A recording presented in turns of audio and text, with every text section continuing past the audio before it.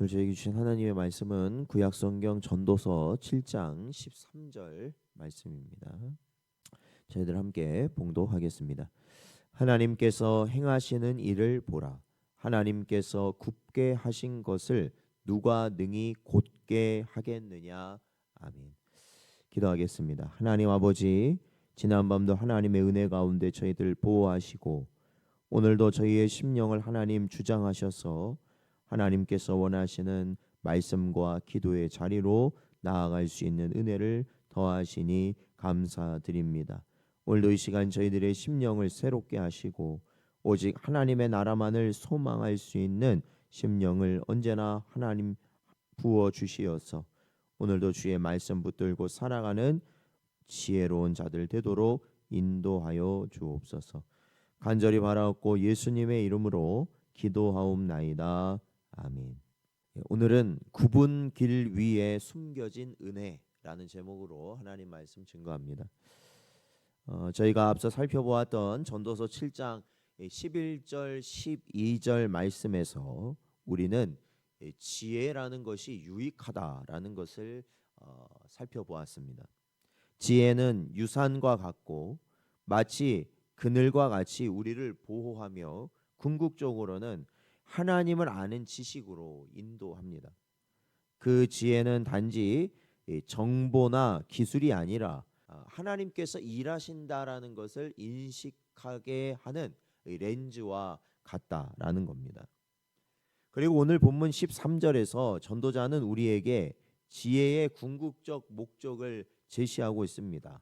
즉 하나님의 행하시는 일을 보라. 지혜는 바로 이 보는 눈을 우리에게 준다라는 것입니다. 세상의 굽은 일들을 해석하려 할 때 인간의 시선으로는 이해할 수 없는 많은 일들이 분명 있습니다. 그러나 오늘 본문에서 전도자는 말합니다. 하나님이 굽게 하신 것을 누가 능히 곧게 하겠느냐. 즉 지혜는 우리가 세상의 굽은 현실을 억지로 펴려 하기보다 그 안에서 하나님의 손길을 발견하고 신뢰하는 것임을 깨닫게 하는 것이다 라는 겁니다. 그러니까 우리가 세상을 살아가며 겪는 우리가 원치 않는 또한 우리에게 고난과 역경, 좌절과 이 실패감을 줄 수 있는 그러한 일들, 그러니까 그러한 일들을 바라보면서 사실은 하나님의 보이지 않는 손길을 볼 수 있도록 하는 것, 그것이 바로 지혜다라는 겁니다. 본문은 우리를 놀라게 합니다. 그것은 하나님이 굽게 하신 것이라는 표현 때문입니다.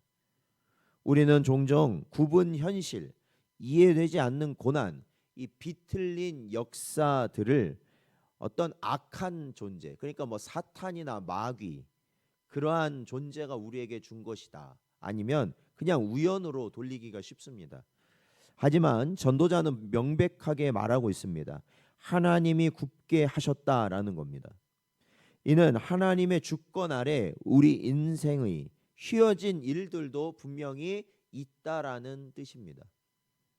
이 말은 하나님께서 악을 지으셨다는 말이 아니라 인간의 삶에 존재하는 고난과 왜곡된 현실조차 하나님의 주권 안에 있다라는 분명한 선언이라는 것입니다. 이사야서 45장 17절 말씀을 보면 이스라엘은 여호와께 구원을 받아 영원한 구원을 얻으리니 너희가 영원히 부끄러움을 당하거나 욕을 받지 아니하리로다 말씀하고 있습니다. 이 말은 우리로 하여금 현실의 고통이나 실패를 다른 시각으로 바라보게 하는 것입니다. 하나님의 손은 고난을 허락하실지라도 결코 무질서하시거나 무의미하지는 않다라는 겁니다. 전도자는 오늘 본문에서 이렇게 묻습니다. 누가 능히 곧게 하겠느냐? 하나님이 굽게 하신 것을 누가 능히 곧게 하겠느냐는 겁니다. 인간은 굽어진 현실을 곧게 하려 애씁니다. 제도를 바꾸고 기술을 개발하고 심리적인 그러한 이 긍정적인 뭐 그러한 심리적인 방법을 찾기도 하고 아니면 이 땅의 다른 종교를 붙들기도 합니다. 그러나 결국 우리는 반복된 좌절 앞에서 고백할 수밖에 없습니다. 그것은 우리는 할 수 없습니다라는 겁니다. 이것이 바로 개혁주의 교리의 핵심적인 전적 타락의 고백이기도 합니다. 인간은 타락 이후 자신의 길을 곧게 할 수 없습니다. 우리의 구부러진 심령을, 역사의 굽은 틀을 하나님만이 고칠 수 있다라는 것입니다. 19세기 말 캐나다의 장로교 목사였던 로버트 하디는 이 조선 선교사로 파송되었습니다. 당시 이 조선은 뭐 복음의 불모지와 같은 곳이었는데 그에게 언어, 우리나라 이 조선 말이라든지 문화는 너무나도 버거웠고 결국에 이 하디 선교사의 사역은 심각할 정도의 실패를 경험하게 됩니다. 그래서 그는 좌절하였고 시리에 빠졌고 이제 캐나다로 돌아가려 하였습니다. 그런데 그 전에 일본에서 열리는 선교사 수련회에 참석하게 됩니다. 그 자리에서 그는 자신이 복음의 능력을 신뢰하지 않고 인간적 열심으로 사역하려 했음을 회개하며 무너졌습니다. 이후 그는 다시 조선에 돌아와 눈물과 기도로 섬기게 되었고 그것이 1907년 평양 대부흥의 시발점이 되었다라고 역사는 말합니다. 그의 구분길, 실패와 절망은 하나님의 은혜가 개입하는 통로였던 것입니다. 하나님은 우리의 실패조차 구속사의 도구로 사용하신다라는 것이죠. 하나님의 굽힘은 무능이 아니라 그래서 분명한 목적을 가지고 계시다라는 것을 깨달아야 합니다. 굽은 것을 보며 우리는 왜곡되었다고 느낍니다.